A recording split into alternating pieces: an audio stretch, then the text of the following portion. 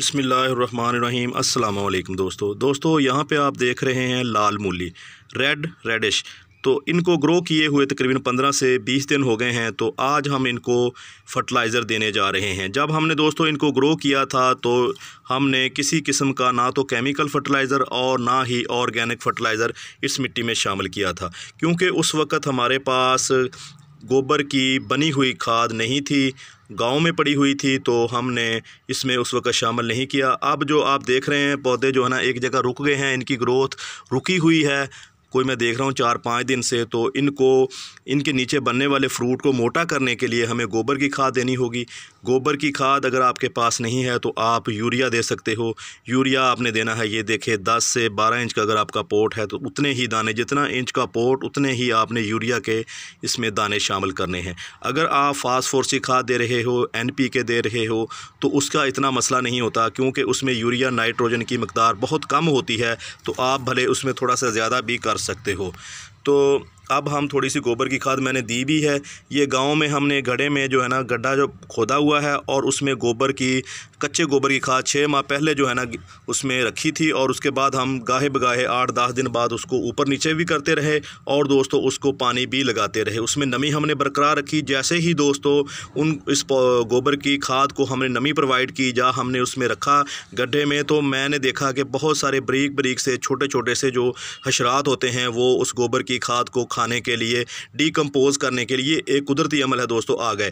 तो ये जो अब मैंने जाके जब मैंने वहाँ से जो कलेक्ट की खाद, तो वहाँ अब एक भी जो है ना वो हशरात इंसेक्ट नहीं था, कीड़े मकोड़े बिल्कुल गायब हो चुके थे। इसका मतलब ये है कि जब कीड़े मकोड़े उस गोबर की खाद में, या आप किचन कंपोस्ट तैयार करते हो उसमें कीड़े मकोड़ों का आना जाना बंद हो जाए दोस्तों, तो आप समझ लें कि आपकी गोबर की खाद जो है ना बिल्कुल बन के तैयार हो चुकी है। ये इस बात की निशानी होती है कीड़े मकोड़ों का आना, कि अब कीड़े मकोड़े जो आते हैं उस वक़्त जब गोबर की खाद डीकम्पोज नहीं हुई होती।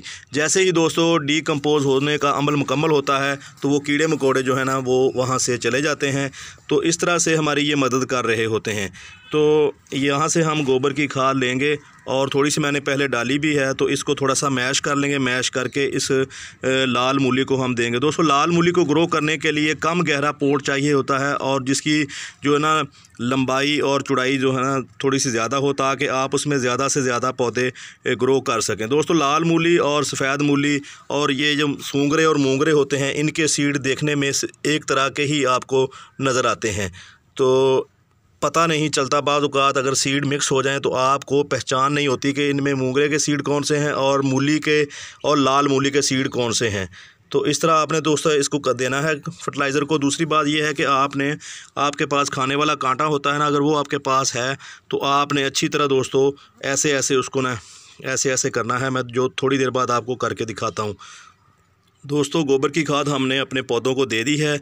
गोबर की खाद जब तैयार हो जाती है, फुली डिकम्पोज हो जाती है, तो उसकी एक निशानी होती है। उसमें पहले बू आती है, और जब कच्ची गोबर की खाद हो तो उसमें बू आती है।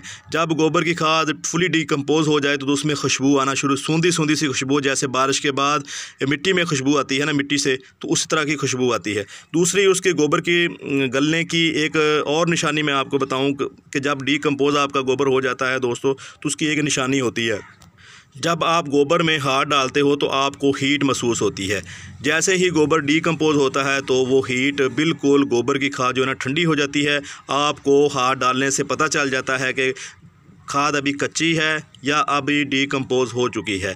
तो ये 2 निशानियां हैं। उसमें एक खुशबू आना शुरू हो जाती है, दूसरा उसमें जो हीट है वो ख़त्म हो जाती है। तो जब कच्ची खाद होती है गोबर की, उसमें हीट भी होती है दोस्तों, और उसमें बदबू भी होती है। तो ये, और तीसरी सबसे बड़ी निशानी ये है कि जैसा कि मैंने आपको बताया कि वो जो छोटे छोटे हशरात होते हैं, इंसेक्ट होते हैं, जब गोबर की खाद तैयार हो जाती है तो वो वहाँ से जो है ना भाग जाते हैं। उनका जो खाने के लिए खुराक होती है वो ख़त्म हो जाती है, तो वो वहाँ से चले जाते हैं। जैसे ही दोस्तों कच्ची खाद होगी तो जितने दूर से हशरातुल अर्ज़ जो है ना उस किचन वेस्ट में अपने जो खुराक तलाश करने के लिए आएंगे, और जैसे जैसे ये वो डीकम्पोज होने का अमल मुकम्मल होता है तो वो गोबर की बदबू और जो हीट जो है ना कम होती जाती है। मैं आपको दिखाता हूँ, जैसा कि मैंने अभी कहा कि इसको हमने क्या करना है, इसको थोड़ा सा ना वो कांटा होता है खाने वाला, उससे इसको मिट्टी में मिक्स करेंगे क्योंकि बड़ा ही नाजुक है, क्योंकि बड़ी कुछ हथियार या मतलब हम इसमें रंबा या कोई दरांती से इसको करते हैं तो हो सकता है कि हमारे पौधे डैमेज ना हो। दोस्तों ये है वो खाने वाला कांटा, आप इससे इसकी गोडी भी कर सकते हो, इसमें देखें ये मिक्स भी कर सकते हो।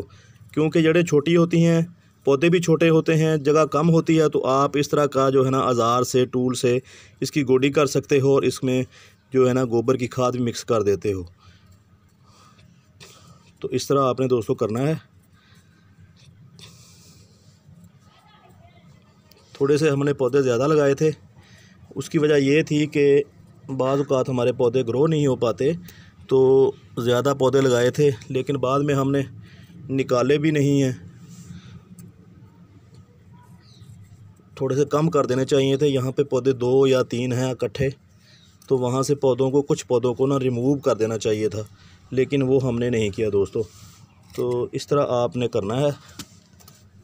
तो बाद में आपने पानी देना है, ये अच्छी तरह मिक्स कर दें। पानी आपने थोड़ा, बिल्कुल थोड़ा देना है। पानी ज़्यादा दोगे तो ये ना, जैसे ही गोबर की खाद को पानी लगता है तो वो ना फौरी जो है ना अपना काम शुरू कर देता है। वो ज़्यादा मटेरियल जो है ना जड़ों को मिलता है, तो जिसकी वजह से बाद का पौधे मर भी जाते हैं। हालांकि ये कच्ची तो नहीं है, लेकिन डीकम्पोज़ हुई है, फिर भी हमने एहतियात करनी है क्योंकि पौधे अभी हमारे छोटे हैं। तो पानी जो है ना आपने थोड़ा देना है, इसको नामी करना है। जैसे ही दोस्तों पानी लगेगा, ये मिट्टी के साथ और डीकम्पोज़ होना शुरू हो जाएगी और पौधों को फौरी जो है ना तवानाई और ताकत मिलेगी।